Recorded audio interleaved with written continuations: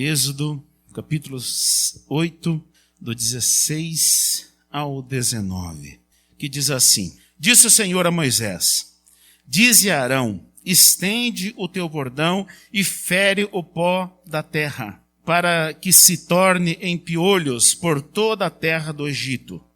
Fizeram assim. Arão estendeu a mão com o seu bordão e feriu o pó da terra. E houve muitos piolhos nos homens e no gado. Todo o pó da terra se tornou em piolhos por toda a terra do Egito. E fizeram os magos o mesmo com suas ciências ocultas para produzirem piolhos, porém não o puderam. Havia piolhos nos homens e no gado. Então disseram os magos a Faraó: Isto é o dedo de Deus. Porém o coração de Faraó se endureceu e não ouviu como o Senhor tinha dito. Nessa terceira praga, quem sabe os magos, ali do Faraó, estavam se achando, porque as duas primeiras eles conseguiram reproduzir. As duas primeiras eles conseguiram. E aí chegou nessa terceira, a praga dos piolhos. O Senhor, usando Moisés e Arão, fizeram com que o pó da terra se tornasse em piolhos. E foi os magos e tentaram fazer e não conseguiram. E aí eles disseram: olha, Faraó, isso só pode ser o dedo de Deus. Mas Faraó se achava um Deus. Os magos tiveram que reconhecer: olha, esses dois aí, eles são homens de Deus. Porque o que eles fizeram só pode ser o dedo de Deus. É interessante que Moisés e Arão, eles eram homens simples, não se achavam. Eram homens simples. Quando Deus chamou Moisés, Moisés até se achava indigno para ir. Mas Senhor, mas eu tenho problema, eu não consigo falar. Oh, mas Senhor, não, mas beleza, você tem Arão. Vai lá, Arão, seu irmão mais velho, tal. Mas é interessante que aqui eles estavam como senhores diante do Faraó, o rei Deus. Nós precisamos entender algumas coisas a respeito da nossa vida com Deus. A nossa vida com Deus, ela é uma vida de muitos reveses, mas é uma vida maravilhosa. Hoje é o dia do pastor, E quer que eu fale um negócio para vocês? Tem muitos pastores que se acham os bambambam do pedaço. E não é isso.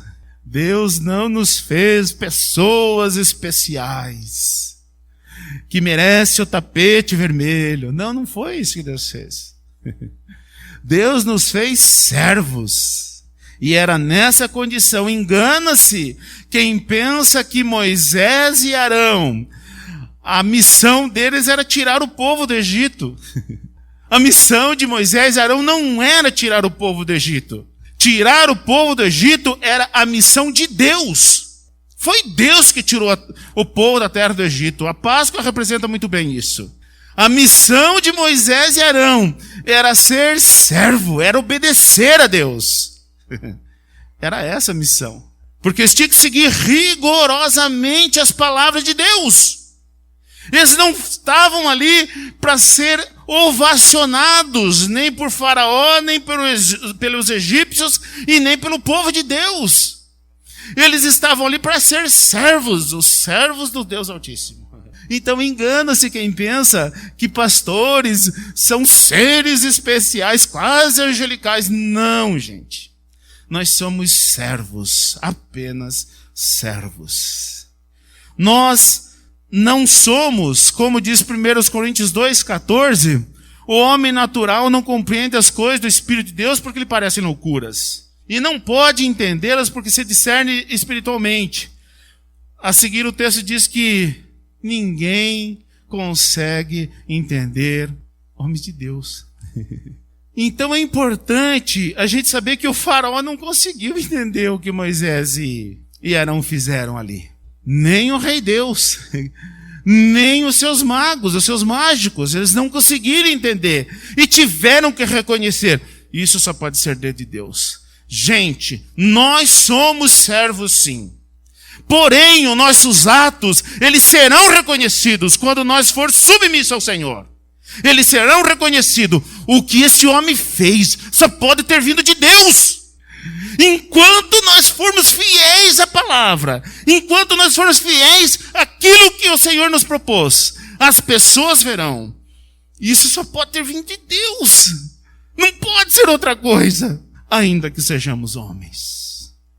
Nós é que não podemos confundir, porque fazemos tais coisas, ou porque tais coisas Deus realiza através de nós, nós não podemos nos achar os bambambam do pedaço. Nós temos uma missão. E a nossa missão é unicamente obedecer a Deus. Unicamente. E aí Deus vem e com o dedo dele, as pessoas vão ter que reconhecer, ó, isso aí é dedo de Deus. É para isso que nós somos chamados, gente. Nós somos chamados para isso. Não somos seres especiais. Mas o que nós fazemos é especial demais. Nós precisamos reconhecer isso. Fazer milagres só pode vir de Deus. Não é coisa de homem. Seja o homem que for. É dedo de Deus. Nós precisamos almejar apenas ser servo. É para isso que fomos chamados. O texto também, no versículo 16, ele diz, disse o Senhor a Moisés, dize a Arão, estende o teu bordão e fere o pó da terra, para que se torne piolhos por toda a terra do Egito. E aí o que aconteceu? Os magos vieram e tentaram fazer. Gente, homens de Deus não competem. O Moisés e Arão, ainda que a primeira e a segunda praga foi ali os magos do faraó, e reproduziram também, e a primeira, a cobra de Moisés, a vara de Arão, que se tornaram cobra, comeu as duas varas que se tornaram cobra dos magos. Então isso mostra a superioridade daquilo que Deus fez, ou daquilo que os magos fizeram. Então, apesar deles terem feito, e eles estavam competindo com Moisés e Arão, Moisés e Arão não estavam competindo com eles. Homens de Deus não competem com os outros. Nós não podemos ter essa visão que eu tenho que ser o bambambam do pedaço e os outros que fiquem para trás. Não. Quando alguém tem essa visão, é ele que fica para trás, porque ele deixa de fazer aquilo que Deus gostaria que fosse feito. Então a nossa missão não é fazer melhor do que alguém, não é fazer melhor do que ninguém, mas fazer apenas aquilo que fomos chamados. Nós não podemos extrapolar a nossa missão. Porque se nós pensar que estamos competindo, se Moisés e Arão pensassem que estavam competindo com os magos, eles iriam extrapolar a missão deles. E iam chegar e dizer, Senhor, a minha cobra, eles fizeram também. Senhor, os sapos, eles fizeram também. Eles iam perder o foco. Não era esse o foco deles. E eu falo para vocês, irmão, tem muita gente que já perdeu a sua visão, tentando competir. E muitas vezes competindo uns com os outros. Servo com servo. Onde você viu isso? Que visão medíocre é essa? Nós não somos chamados para competir com ninguém. Nós não estamos competindo com ninguém. Quanto mais com os outros servos do Senhor. E muitas vezes as pessoas competem dentro mesmo da igreja. Ah, se o fulano vai participar do louvor. Ah, mas eu também tenho que participar. Ah, porque eu tenho que fazer isso, porque eu tenho que... Ah, mas olha, o fulano está lá cuidando lá e eu estou aqui ainda sentado. Que visão medíocre é essa, gente? O que é para você fazer, você vai fazer. É só você se dispor. Você não pode querer competir com o outro. Você não pode querer fazer o que é para o outro fazer. E você não pode olhar para os outros e achar que eles estão te imitando. Porque senão você vai reclamar com Deus e você vai perder o foco, você vai perder a visão. Homens de Deus não competem. Homens de Deus se curvam diante de uma missão. E a missão de Moisés e Arão era apenas obedecer a Deus. Era apenas ser servo. Era isso. Essa era a missão deles. E tem muita gente perdendo a sua missão porque entrou em competição. Também nós vemos aqui do 17 ao 19 que diz assim: fizeram assim Arão, estendeu a mão com o bordão e feriu o pó da terra, e houve muitos piolhos nos homens e no gado. Todo o pó da terra se tornou em piolhos por toda a terra do Egito.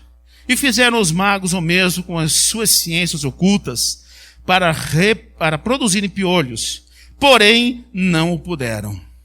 E havia piolho nos homens e no gado. Então disse os magos a Faraó: isto só pode ser, ou isso é o dedo de Deus. Gente, fazer o que eles fizeram e ouvir o que eles ouviram não fez deles especiais. Eles apenas eram servos proeminentes.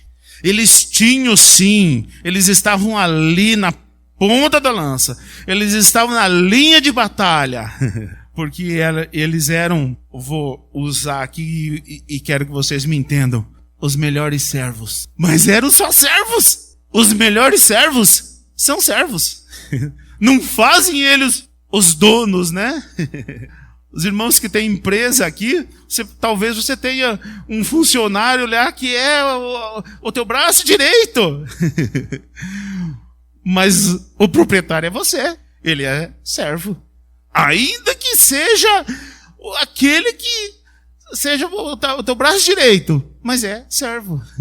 Não o torna proprietário. O dono da obra é você. Então aqui, Moisés e Arão eram os servos proeminentes. Aqueles que Deus podia contar. Mas eram servos. Então, você estar ali na ponta da lança, ele só te faz um servo proeminente. Mas é servo. Continua sendo servo. Deus usa quem ele acredita, em quem ele confia. Deus usa em quem se dispõe. Mas é servo. Só servo. Nós não podemos confundir, irmãos. No reino de Deus, só há um Senhor. O restante é tudo servo.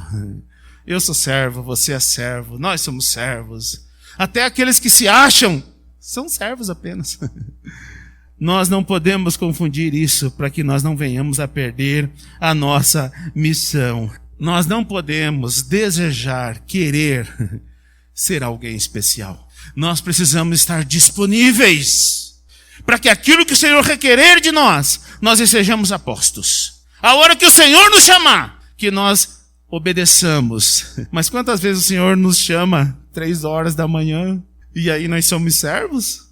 Ou dizemos: ah, Senhor, só amanhã cedo. Ah, Senhor, estou cansado. Que servo proeminente é esse?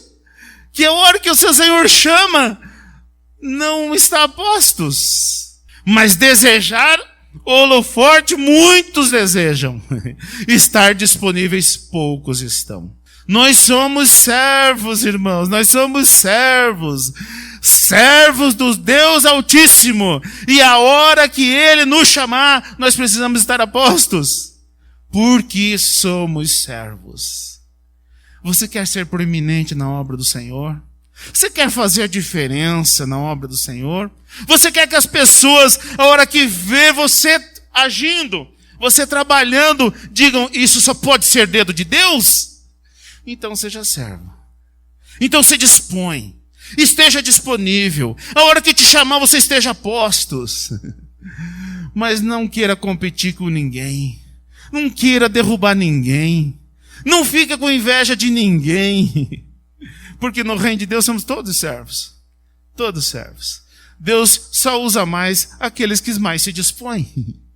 Deus usa mais aqueles que Ele confia. Aquele que muito é dado, muito se lhe pedirá. Então nós precisamos saber, gente, que nós não estamos competindo. Que nós não somos especiais. Que nós somos apenas servos. A diferença é qual é a função desse servo. é proeminente, então pode ver que ele se dispõe mais do que os outros. A hora que ele faz alguma coisa, as pessoas veem, é dedo de Deus, então pode ver que ele se dispõe mais do que os outros.